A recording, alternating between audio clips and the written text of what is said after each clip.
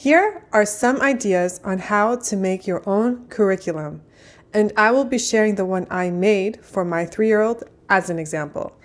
I know most of you are thinking that 3 is too young, but this isn't meant to be rigorous. I don't think 3 is too young to think about how to enrich their minds.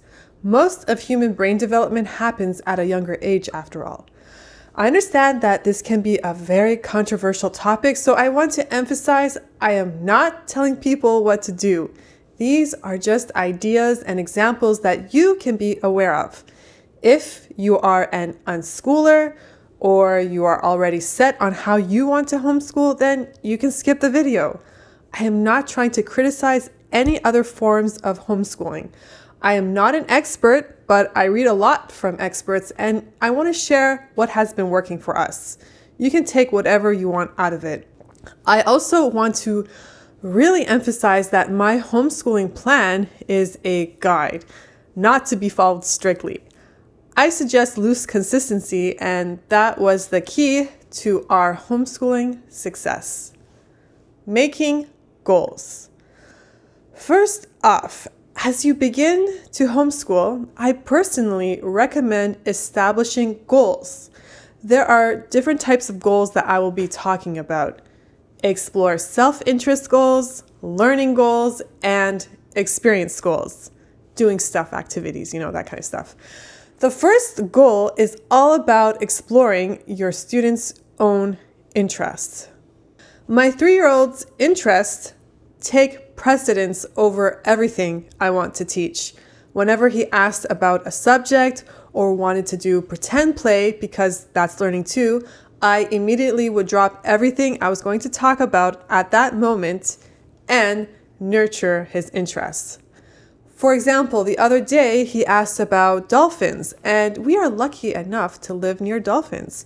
We drove by the ocean just to see them, and I reserved books at the library about it, and we watched YouTube videos on the subject. And as I sat beside him, I paused every time there was a mention of a word he might not know so I could explain. It was like a teachable moment. There was the word extinct, for example. Then we went down the rabbit hole to find out what animals are extinct. The point of this is whenever my student shows interest in a topic, I find as many ways possible to explore that interest so he can delve as deep as he wants to go. Establish learning goals. Outside of their interests, I suggest also having learning goals. Use your discretion. Be realistic. Have your goals for the year, then break them down to smaller, achievable goals you can do in a week or a day. There are different ways you can go about making goals. For instance, you can refer to private preschool curriculums available online. Also, consider that there are some skills 3-year-olds learn better than a 13-year-old, such as foreign languages, ear training in music, and gymnastics. Also, work off of overall goals. Do you have a master plan? I know that sounds kind of crazy, but what do you want your kids to know by the time they are 18? You often hear people say, oh, why don't they teach kids how to do their taxes or cook in school? So whenever those moments come up, I have a Google Doc on my phone with my big wish list that I add to so I don't miss anything. I don't have my son coming up to me and be like, hey, you never taught me this. Well, I have a big list and I add to it all the time. So whenever I have an idea on the go, it could be in the middle of the night, I just add it on my phone with the Google Doc app. Now I have this big wish list. When I was making my curriculum for my 3-year-old, I referred to the master plan and thought of what could be adapted for a 3-year-old. For example, I want my kids to have a strong command of cooking by the time they are 18. So at 3 years old, as an activity, I would have a game where he smells spices and talk about their names. We have a garden. He knows the names of the plants we grow. Can you please give us a tour of the garden? Tell me everything we have, okay? Kian, what is this called? Okay, and what is this? Oh, strawberries. Very good. And what are those? Oh, don't eat the dill right now. What are those? Lentils. I'm good. Very, very, very good. And he knows the names of the utensils we use, and we talk about ingredients we need to make smoothies or cookies. He helps me make waffles. We even made ice cream. And for nutrition, I had this game, so he gets the concept of nutrition labels.